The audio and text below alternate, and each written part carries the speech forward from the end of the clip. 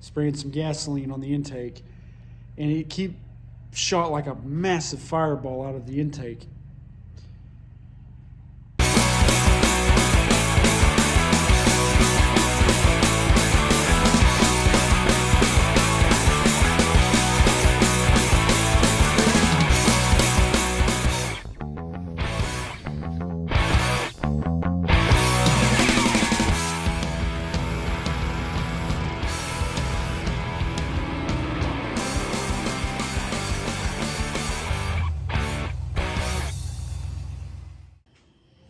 So you're probably wondering, so I'm waiting on parts for that car. I got all kind of other stuff going. What am I gonna work on? So I'll show you what I'm thinking about doing. So you guys know that I got the Scout. You know I've got the engine stand freed up. Well, I need to start tinkering with this 345 International motor. And if you guys follow, I bought this from a guy named Drew about 2 hours from where I live here in Oklahoma, and he's doing the LS swap and everything. He's doing a great job on his Scout. He had to do the floors and everything like everybody does on them, and he didn't want any of the original Scout stuff, so I bought the engine, the 725 and the Dana 20 over there. I got as many parts from him as I could get, you know, and so he's had it cranking over. I've spun it over and everything. But the problem is when I set it on that damn crate, it managed to poke a nail or something in the oil pan. So what I need to do is get this thing jacked up. I went and got some longer bolts. Can't even remember what size these were now. But everything is significantly larger and more heavy duty than most of your small block Chevy stuff, or even big block Chevy on this thing. It's like a tractor. So my goal is I'm gonna get my engine stand piece to fit on here, and then I'm gonna try to put it on the stand, which I've had a big block Chevy on one of these before, so that it's well within the weight. It's got a 1,000-pound capacity, so we're good. I think this weighs like 700 or 750 is what I've read. But I wanna get it, weld that pant hole up. I would need to get a set of valve cover gaskets, but I think I'm just gonna try to get it to fire without, just to make sure it'll try to even run. And then I need to I've had this carburetor for 20 years. I don't know where I got it, but it bolts right on here. And I'm gonna get a little fresh rebuild kit and try to rebuild it. It should cost $50. And then we're going to try to mate it to my engine start stand, because it's gonna be another winter for me to get the floors done in my Scout. So what I'm wanting and I'm hoping is I can get this Scout motor mounted on the start stand with the Scout radiator and try to start it up, let it run, get it up to operating temperature, check for leaks, make sure all the cylinders are hitting. So before we get too far, let's actually talk about what this engine goes to. If you're watching my channel, you notice that I picked up a 1976 Scout 2 about 1.5 years ago.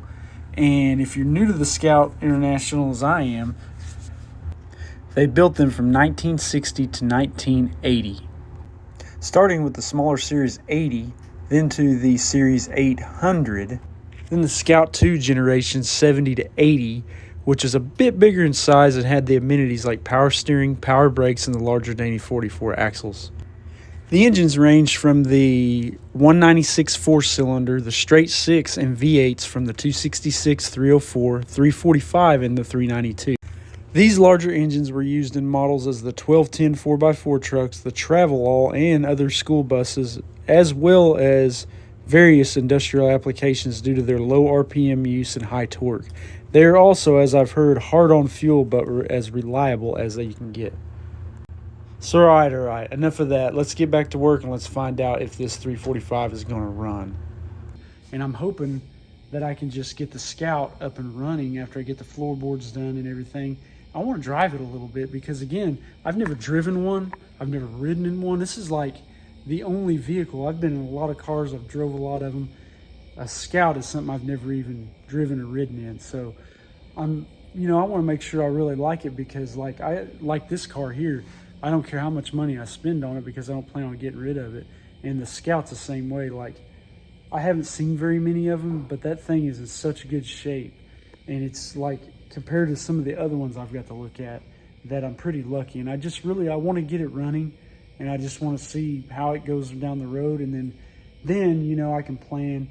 If this will run a while, I'll try to run as long as I can. But if I go the LS route, I want to do it. I want to do it right, and it's going to be pretty substantially expensive. So I may have to make some T-shirts or something, man, and have you guys buy them and help me out on that or something. But yeah, plan is I'm gonna try to get this on the stand, and just as I've got a little bit of free time, because I got to work on that bathroom the next couple of days, and I still got to put the roof on, and then I'm still waiting on parts. I got to get the Camaro ready to go to Arizona. So it's like I got lots to do, but I've been waiting, man, just so patient to work on this Scout stuff. Like, it's like I've just been waiting for the timing to right, and I think it's time to put this on the stand. So, change of plans with the old Scout motor. I've tried every which way you can think of to try to put this on here. I flipped it upside down, I flipped it back. It's just not this, the arms on this with either way is not big enough to go all the way across, and I'm not going to put this heavy motor with 3 bolts or 3. It'll only do 3 to a side, so I'm not going to do that. So I'll show you what I'm going to do now.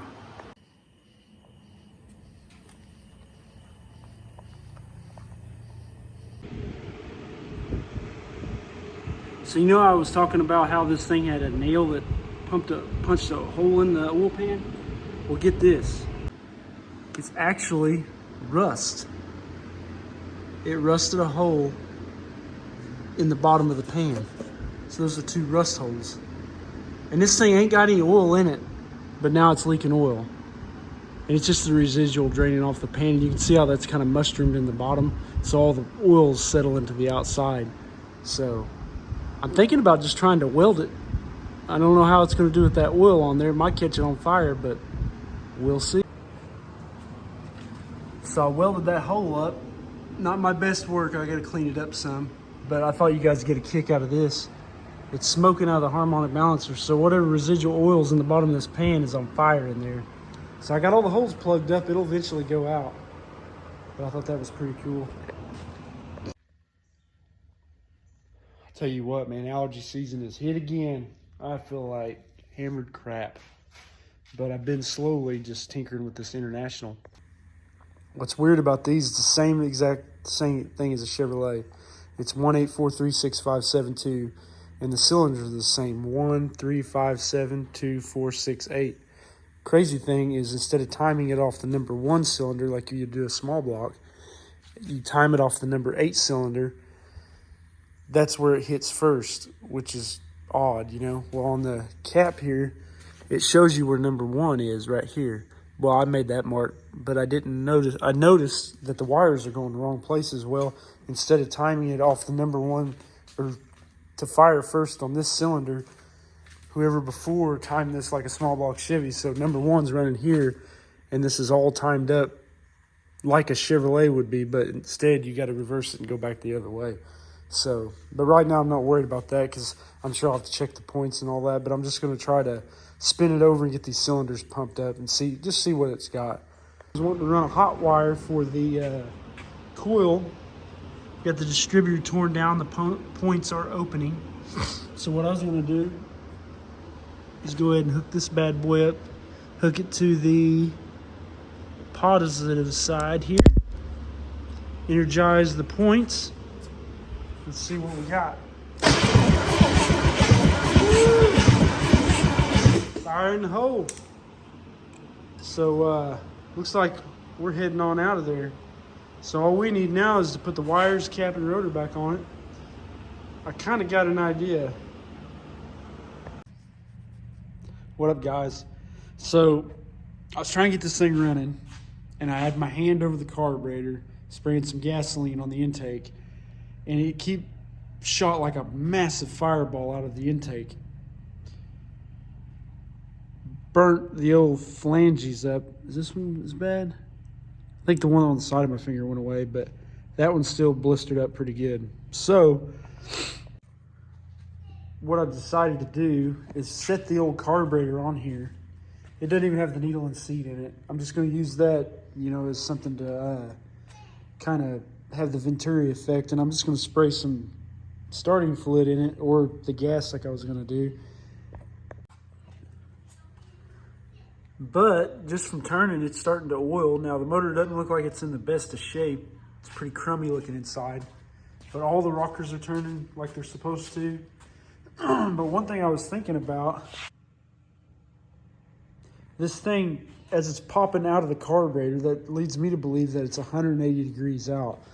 Because it's firing good, it's doing all that good stuff. But like this thing was packed back in here, just full of trash and acorns. And I'm like, well, it couldn't have, you know, the guy before me, it doesn't look like he had taken it apart. So I was like, yeah, it can't be. So I was like, you know, I bet this motor's junk. But I got bored for a second, had a free time, a little bit of free time. I decided, okay, so I ran it over, got that number 8 up and everything. I retimed it, and yes, it was, you know, 180 degrees off. So I flipped the distributor, changed it and everything, and we're gonna try to see if this thing will bust off. All right, yeah, it's the next morning, guys. So what I decided to do, I got kind of tired and wasn't feeling good. I went to bed early. So this morning, I'll show you guys what we're doing with this International motor. So I'll go over again what it is I got the setup here. Really easy. I have my starter button on the starter. We've got the positive cable over there, the negative cable. We have our signal to our coil to make the ignition run. Because it kept popping back through the carburetor, and it sounded to me like it's 180 degrees out. So I kind of went back over it, got the cylinder back up, saw the rotor bug was pointed this way. So what I did, and it made me think that it couldn't be the problem because all this area was packed with acorns and crud and stuff. I was like, that's been like that for a long time. So the guy I bought it from, I didn't think he pulled it out, and it probably wasn't him that did it. So what I did is I pulled it out, and it looks to be 180 out. So I pulled the distributor, flipped it, put it back in, and we're going to give it one last attempt to see if this thing will even fire. Because like I said, it's popping back through the intake, and all the valves are working. No valves are stuck. I did take my hammer and kind of just peck on all these to make the valve like snap on the seat in case it had some crud or dirt or whatever. Because this thing, I'm sure, has got all kinds of soot and oil. I've oiled it really good. The guy before me oiled it really good. So it's going to be kind of rough. But let's see if we'll get it to fire up. Lid here. We've got a key, got a signal hooked up for the coil. Let's see what it does. Oh, that's moving a little bit. We don't want that.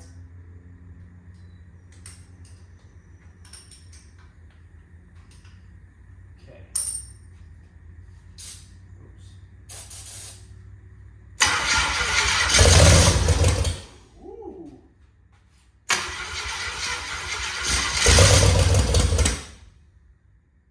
Sounds like we're onto something there.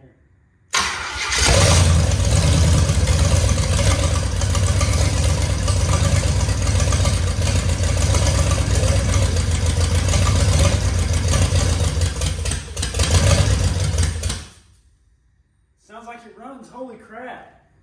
Maybe it was 180 out. That's awesome. And it didn't even smoke or nothing. That's crazy. Let's see if it'll run off a little bit of gas.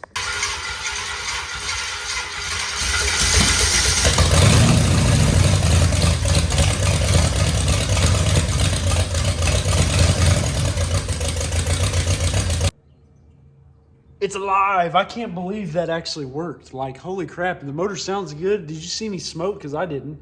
So I also, this carburetor, I don't even have the needle and seat in it. I'm basically just like doing my own Venturi effect and then just spraying gas to it. And that gas has been in that jug since the other day. So like, we're starting to oil a little bit. It does got some milky residue, you know, which, I mean, this motor probably hadn't ran in 20, 25 years. And I just put some used motor oil in it to see if it would hit. But man, that sounds pretty good. I think we're onto something.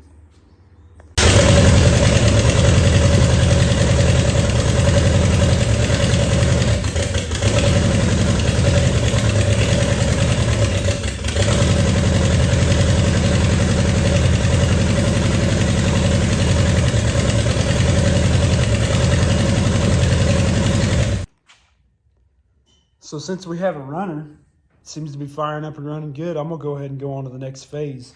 We're gonna get these valve cover gaskets put on. I got the valve covers down here. I'm gonna go ahead and get these bolted on and get that sealed up, and then we'll do the carburetor next. So our next move, I got this one other valve cover to put on, but I got this one on, got it cleaned. I had to rattle can it black. That way it wasn't just that bare metal because they bead blasted it. But yeah, that thing's glued on there. And we're just gonna start, we'll get this valve cover here put on.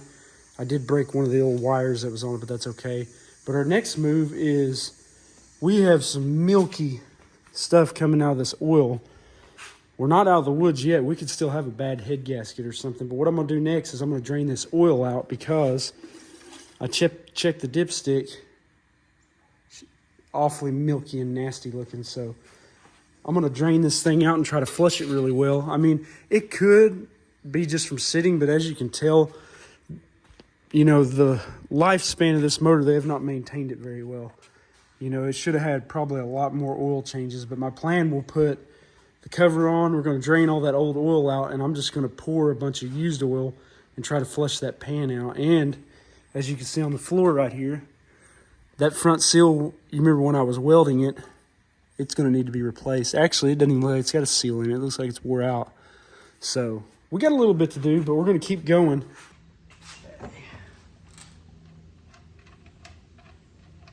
Oh yeah, a lot of water. That's milk. Ew. So this thing had a lot of water in it. And that was fresh oil that I put in there, so it must have had a bunch of water in the oil pan. But you know what? We're gonna send it anyways. We'll put some fresh oil and start it again. Well, used motor oil. I've actually had this before and they turned out good. I think it's just from sitting, probably got a little water down in it. But yeah, and then there's also 2 drain holes, so we'll drain that one too. All right, so what I did, this front sump on this pan was about half full of water. I've only ever drained this one. So what I did is I'm gonna let it sit here. I drained that out. It looks disgusting. And I poured about 3 gallons of gas through it. Well, that gas went down the lifter valley. It's gonna run, and I've flushed this pan out to where it's almost looking pretty clean. Well, I've got tons of used motor oil. After I let this sit and let it air out, you know, from the gas in there, we're gonna pour a bunch of motor oil in it and try to flush a bunch of that stuff. I can push that motor back and forth and it'll drain down to each sump.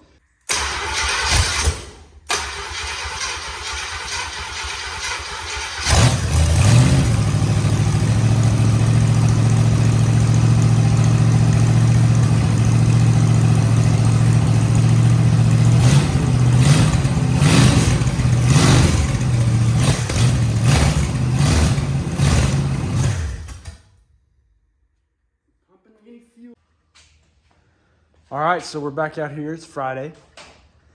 As you guys know, I've been messing with the old International 345 V8. Got it running. It actually sounds really good. But what's going on, I'll show you.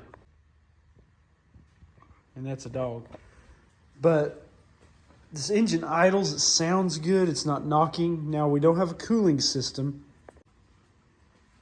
But what we do have is as the engine, now you see that oil puddle right there. Well, what's happening is this engine, when you rev it up, oh, I don't know, about this much, oil starts to climb out of this like a geyser, and it's making a mess in the floor. I wouldn't say it shoots up like super high or anything, but like, you know, about the length of the dipstick, it's pushing oil out of it. So then I take the oil cap off, and you can see every time a cylinder tries to hit, it's pushing pressure out of this thing. So I seem to think, you know, now with the milky stuff in the oil, it could have a head gasket, but it runs too good to be doing that. So, like, I think it's gotten water in it at some point because the oil, I've ran it quite a bit, and the oil is not, it cleaned up really fast is what I'm saying. So what I feel like going on here is I feel like the motor's got like a stuck ring or something. So what I did is I poured, usually they say half a quart, but I just pulled a whole quart in the crankcase. And then I fired the engine up and let it run. It's at operating temperature. I revved it up to about where it wanted to push oil out, and I just poured half a quart of transmission fluid down the carburetor. Man, you talk about smoke. This thing smoked like crazy. But what I'm trying to do, if there is in fact a ring stuck in the piston, that maybe that will loosen it up and get it going. So what I'm going to do here in a minute is I did that. I tried to burn as much as that fluid off and then cool all the way down. So now this thing's not warm at all. And last night I checked. Now, mind you, didn't have any water in it. But this was probably like 4 o'clock when I started it up. Well, I got home last night and checked it at 9, and it was still 100 degrees, and it was only 80 degrees outside. So it got pretty hot. So what I'm going to do here in a minute is go ahead and fire it back up, and we're going to rev it up and test it, and we're going to see if it pushes oil out of that, dipstick tube. So that's what I'm doing next. All right, here goes nothing. We're going to see if we can fire this thing up, watch that dipstick tube, and let's see what it does.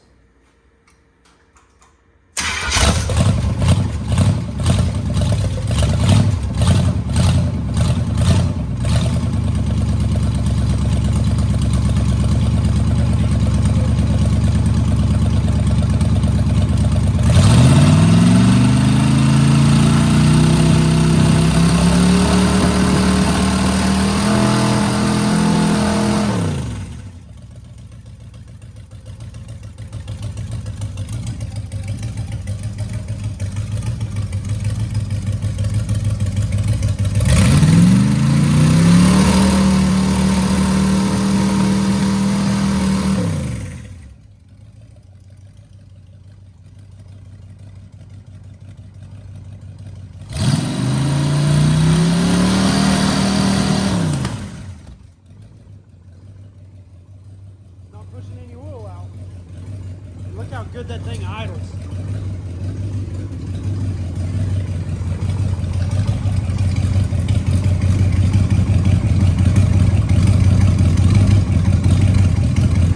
I mean, this thing will idle down just perfect.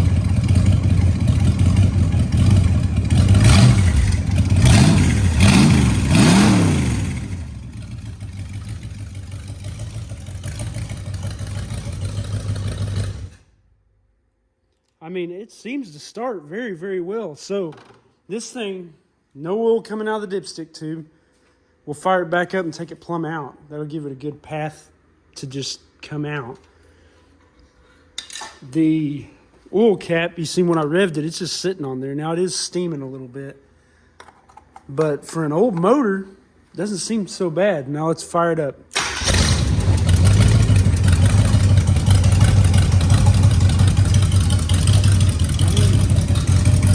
We've got no dipstick.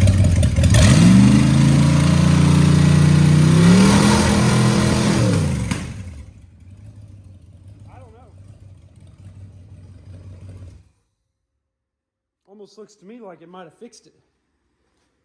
So our next move is we're going to go get the radiator out of the Scout. I'll move the engine hoist because it's sitting where it's going to sit. And we'll put a cooling system on it and then next test for a blown head gasket on it, which, man, it's running good. Now, it is slinging oil like crazy out of that front seal on the harmonic balancer, which, when I welded up that hole in the oil pan, it was smoking out of that hole, so that seal's plumb gone. But so far, it's looking kind of promising. I mean, and before, I couldn't have revved it up that much without it blowing oil all over the place. So, we're heading in the right direction. All right, so we just went to that 66 blowout car show there in Spalpa. It's a lot of cars up there, man. And I realized how much I miss seeing people, man, and visiting. That was a good time. So let me show you what I did. Yesterday, I went and pulled the radiator out of the Scout. Went ahead and hooked it back up. I don't have a belt on it because I need to put it on the alternator. But what I did is I filled it up full of water, made sure we were getting water to the top of the intake, and I just routed this heater hose back through itself. So far, I don't see any water on the ground. And then we'll go ahead and pull our dipstick and see if the oil levels come up. It is not. So what I'm going to do now is I think I'm going to go ahead and fire this thing up and let's put some heat in it and just see what it does. Like I said, it's got water in the block now. Let's do it.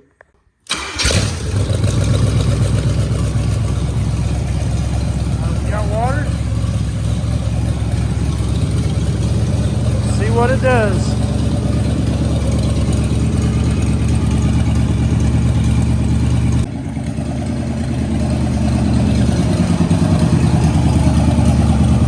And we're not pushing water out of there, so that's a good thing as well. That's another sign it may not have a blowed head gasket. Usually it's pushing water back out.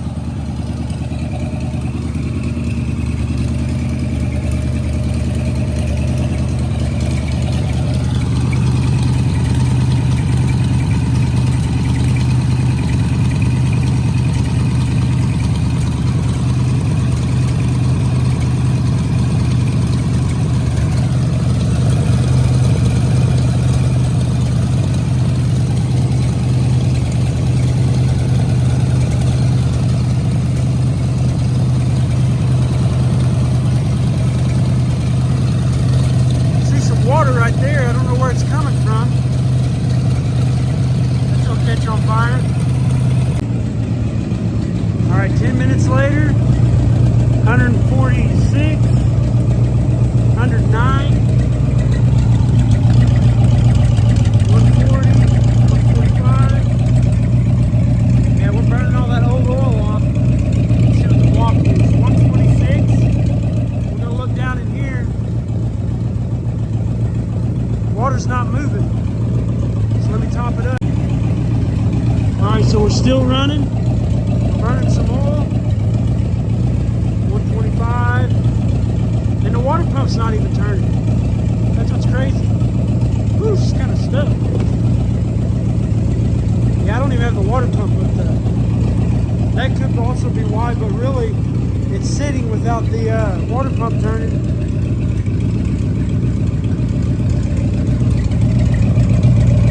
200.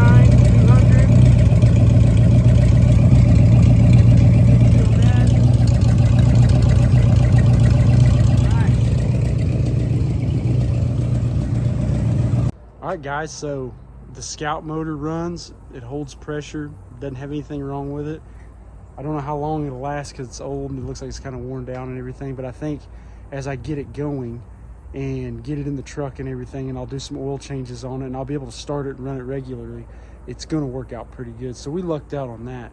Let me show you a few things I got to do to the Scout. If you look at that hole right there, I'm going to have to patch that, but the rest of the engine bay is in pretty good shape. I'll clean everything up like these usually do. I got some battery tray rod here that I'll fix, but I mean, it's kind of short list, but instead of putting it on the stand, I can't think of a better place to go ahead and put that motor than where it's supposed to go, because after I fix that and get this all cleaned up, the motor can go in, we can get everything working, get the heater core hooked up and make sure it doesn't leak, and then I'll be able to start the floor pans. And then after I do the front floor pans in it, then I can put the transmission in case and start putting this thing together, and then, you know, do the brakes and everything. And I should, it's very possible to have a running truck. So if you guys like what I'm doing and everything, man, hit that like, hit that subscribe, and we'll get a little bit more international stuff done later. But next, we got to get back on our other projects because we're getting ready to leave for Arizona in 3 days, and it's turned into like a hornet's nest. So appreciate it, guys. Thank you.